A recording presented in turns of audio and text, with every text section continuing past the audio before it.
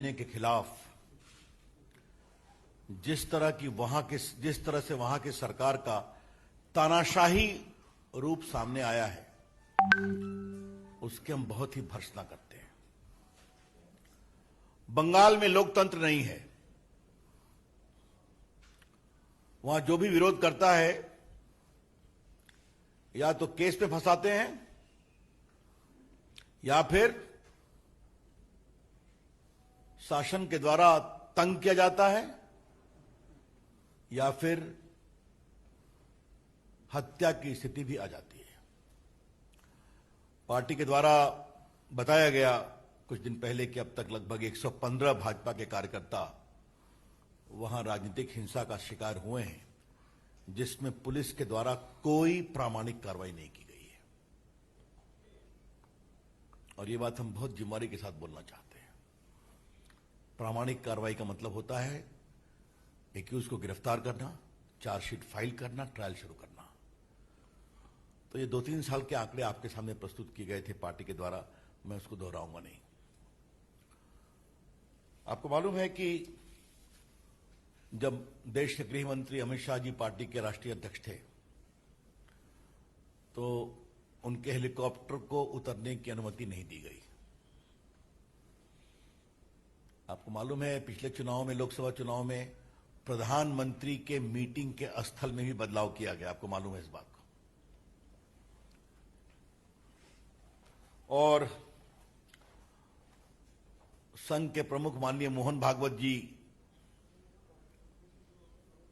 के भी मूवमेंट में अनावश्यक परेशानी पैदा करने की कोशिश की गई। और एक बार तो मैं स्वयं भुक्तभोगी हूं। जब मैं पटना से चुनाव लड़ रहा था तो पटना के कंकड़ बाग में उत्तर प्रदेश के मुख्यमंत्री जी मेरे प्रचार के लिए आने वाले थे, तो उनके हेलीकॉप्टर को उतरने की अनुमति नहीं मिल रही थी। वो 6 घंटे लेट आए। तो ये तो प्रधानमंत्री और पार्टी के राष्ट्रीय अध्यक्ष और मुख्यमंत्री की मैंने बात बताई आपको।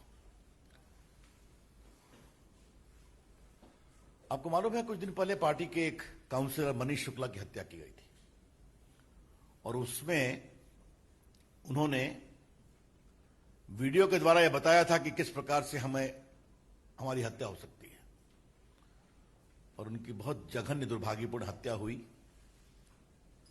उसमें कुछ लोग पकड़ाए हैं। उनके खिलाफ क्या कार्रवाई होगी आगे वाला समय बताएगा। आज इन तमाम राजनीतिक हत्या और अत्याचार के खिलाफ भाजपा के द्वारा एक मार्च का आयोजन था, जिसका हम नाम देते हैं, जो उनका सचिवालय है उसकी ओर मार्च करने की बात थी। इतना हमला किया गया, लगभग 1 लाख लोग उस मोर्चे में थे, और हमारे लगभग 1500 कार्यकर्ता घायल हुए हैं। 1500। और आपके सामने हम यह बताने आए हैं कि जो हमारे प्रमुख कार्यकर्ता घायल हुए हैं, उसमें अरविंद मेनन जो हमारे राष्ट्रीय सचिव हैं, नेशनल सेक्रेटरी, वो घायल हैं। राजू बनर्जी जो स्टेट के उपाध्यक्ष हैं, वाइस प्रेसिडेंट हैं, वो वॉमिट कर रहे हैं। He is hospitalised in the Apollo hospital. Shivaji शॉनरॉय सर पे चोट लगी है, वो नॉर्थ कलकत्ता के प्रेसिडेंट हैं। और जो हमारे युवा मोर्चा के राष्ट्रीय अध्यक्ष हैं तेजस्वी सूर्या, उनके साथ भी धक्का मुक्की की गई। और बाकी तो मैं सारी चीजें टीवी पर आई हैं, मैंने सिर्फ आपको प्रमुख लोग का नाम बताया है। आजकल ममता जी लोकतंत्र की दुहाई बहुत दे रही थी, कुछ दिनों से मार्च भी निकाल रही थी। ममता जी, आपके प्रदेश में आपके मुख्यमंत्री काल में क्या होता है? विरोध की जगह है या नहीं? आपके प्रदेश में तो कार्टून बनाने पर भी गिरफ्तारी होती है मीडिया की, और अगर कोई विरोध में स्वर बोलता है तो हत्या होती है। और इसका कारण बहुत स्पष्ट है। इसका कारण यह है कि तृणमूल कांग्रेस और ममता जी के अंदर की राजनीतिक जमीन खिसक रही है।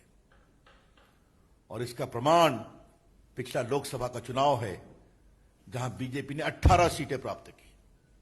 आपको मालूम है, 18 लोकसभा की सीटें। और सबसे आश्चर्य लगता है, जिस पार्टी ने ये हिंसा का तांडव शुरू किया, सीपीएम, आजकल वो भी पिट रहे हैं, खामोश रहते हैं। और कांग्रेस पार्टी के बारे में तो जितना कम कहा जाए, उनका तो शायद करीब करीब वजूद ही नहीं बचा है पूरे बंगाल में। The BJP strongly condemns this barbaric treatment by the Bengal police on senior leaders of the party. BJP इसकी पूरी भर्त्सना करती है, ये जो बर्बरतापूर्ण आचरण हुआ है। और हम ये बहुत विनम्रता से कहना चाहते हैं ममता जी और टीएमसी को कि अगर आपको लगता है कि लाठी से और पुलिसिया दमन से आप भाजपा के विस्तार को बंगाल में रोक लेंगी, तो आप इसमें सफल नहीं होंगी। पहले भी आपने रोकने की कोशिश की, देखा हम लोग 18 पहुंच गए बीजेपी बंगाल में। और पूरे जमीन के संकेत ये बताते हैं कि अगला विधानसभा का चुनाव जब भी होगा तो बीजेपी की सरकार बनना वहां तय है। लोग वहां बदलाव चाहते हैं। People of Bengal are yearning for a change. तो इसीलिए खौफ का माहौल, डर, दमन, ये कार्रवाई की जा रही है। इसके हम बहुत ही भर्त्सना करते हैं। और एक बात हम और कहेंगे, दिल्ली में सेल्फ अपॉइंटेड लिबरल्स बहुत हैं जो देश के लोकतांत्रिक अधिकारों की बात करते हैं।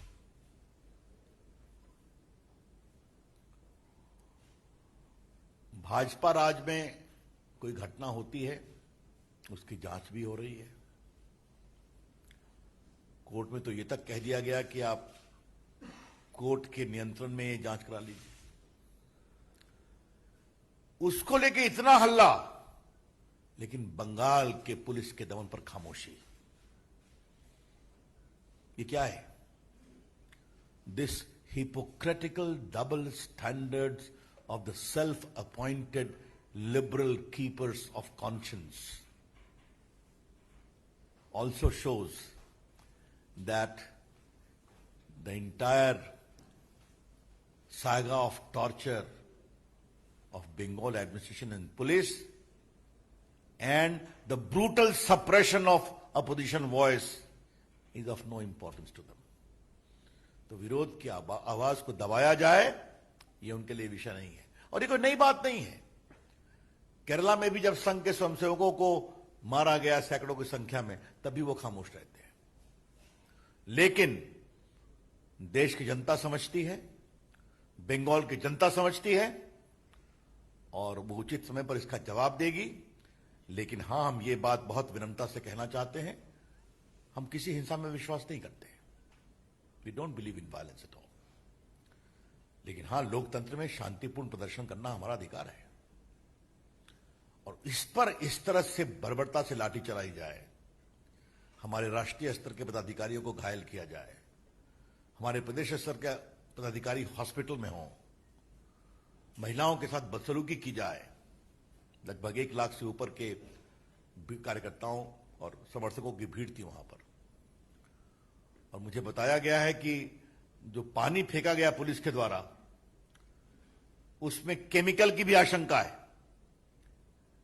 क्योंकि काफी लोग उससे वॉमिट करने लगे। ये बात भी बताई गई है। तो हम इसकी बहुत भर्त्सना करते हैं। और बंगाल के लोगों को हम बहुत विनम्रता से आश्वस्त करना चाहते हैं कि बंगाल में बदलाव के लिए बीजेपी सतत तैयार रहेगी, शांतिपूर्ण तरीके से जनता के परेशानियों पर लोकतांत्रिक आवाज उठाती रहेगी और बंगाल में बदलाव हम करेंगे, ये संकल्प बताती रहेगी। Thank you friends. अब कोई सवाल हो तो बताइए।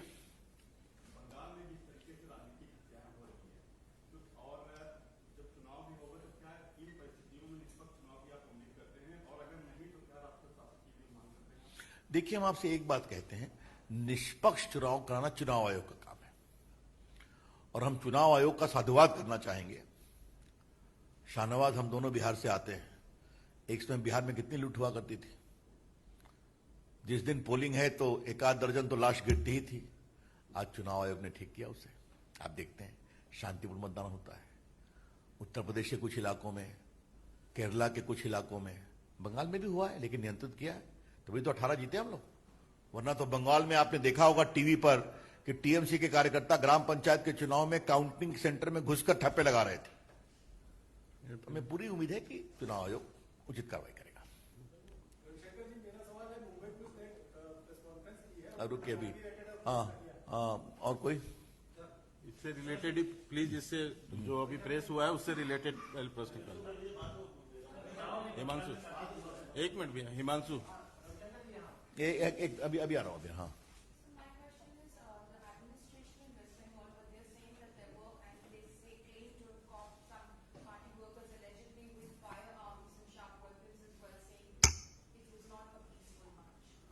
well, that is their version. I have nothing more to say, except to tell you that the more than 100 BJP workers who have been killed, been killed in the last 2-3 years, how many persons responsible for this have been put to trial? I want a very simple straight question. एक minute. मेरा सवाल है कि चुनाव तो भी दूर है, इस तरह के प्रदर्शन, राजनीतिक विरोध प्रदर्शन तो आगे भी होते रहेंगे। इस तरह की हिंसा ना हो। क्योंकि पहले भी राज्यपाल के पास मिली जा चुकी है, राष्ट्रपति के पास जब राजनीतिक हत्याएं हो शिकायत की थी, फिर क्या देखिए फिर मैं आपसे कहूंगा, और मैंने बहुत विनम्रता से कहा कि भारतीय जनता पार्टी शांतिपूर्ण लोकतांत्रिक अधिकारों में विश्वास करती है और इसमें कोई भी अगर पुलिस वहां समझती है या ममता जी समझती हैं कि दमन के माध्यम से वो बीजेपी के विरोध को रोक लेंगे, तो यह नहीं संभव है। लेकिन हां, हमारा पूरा विरोध शांतिपूर्ण होगा। Himanshu,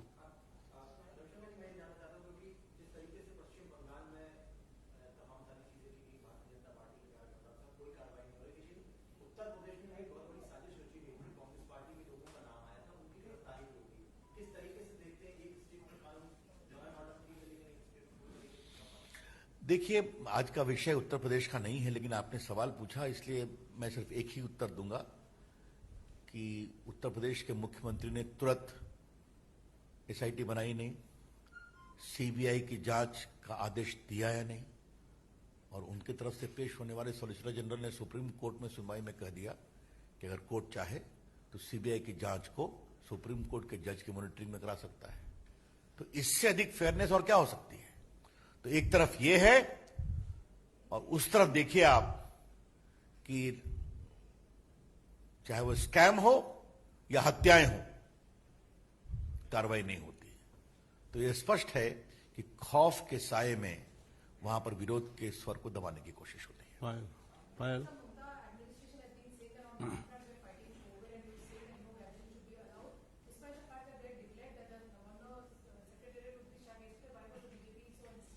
The reply is very simple. COVID also requires that a opposition party leader should not be killed. And that too, just in front of the police station in Titagarh. Manish Shukla was gunned down in front of a police station by high-loaded weapons.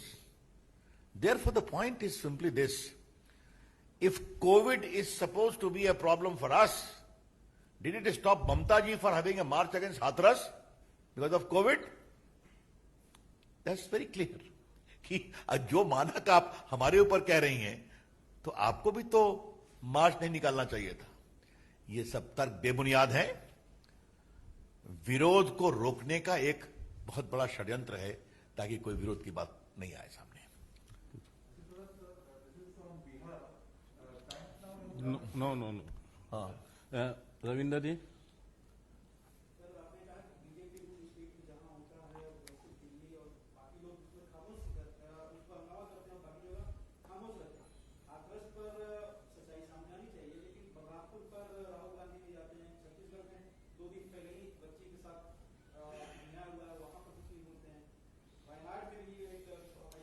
देखिए, हमारा कहना है आज की मेरी press Bengal के ऊपर है, इसलिए आपने विषय उठाया तो मैं एक उत्तर दूंगा। राहुल गांधी के दोहरे मानदंड स्पष्ट हैं।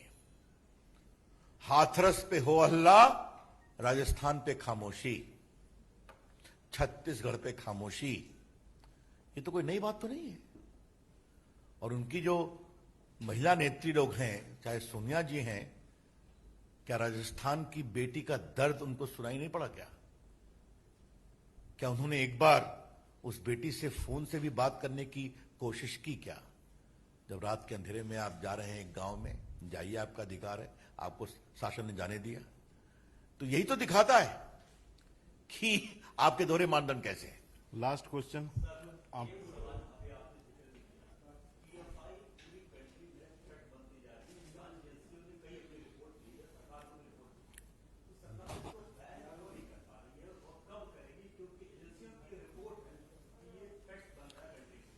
देखिए, मैं आपसे एक ही बात कहूंगा, इस मामले में जो हमारी सुरक्षा एजेंसीज और सिस्टम है वो उचित कार्रवाई करती हैं। उनको अपना काम करने दें। लेकिन हां, अगर इस तरह की संस्थाएं समझती हैं कि भारत को कमजोर करेंगी विदेशी पैसे और विदेशी प्रेरणा से, तो कभी वो सफल नहीं होंगे। अमित जी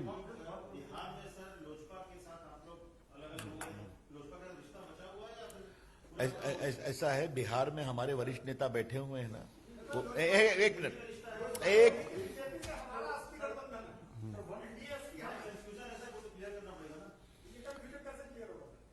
और कोई सवाल है क्या?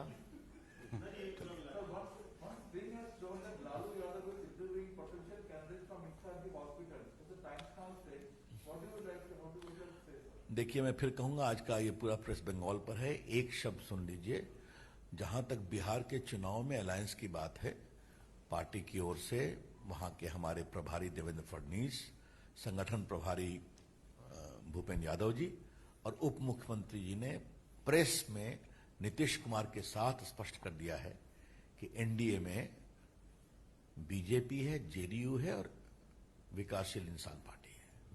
ये साफ कर दिया गया है। तो इसलिए दोबारा इस सवाल को उठाने का मतलब नहीं है। जहां तक आपका सवाल है, तो the Times Now story has only made it obvious what is known every day. And I don't want to name any leader, but he is convicted. That's all I have to tell you. He is undergoing sentence. Yeah. धन्यवाद। चलिए।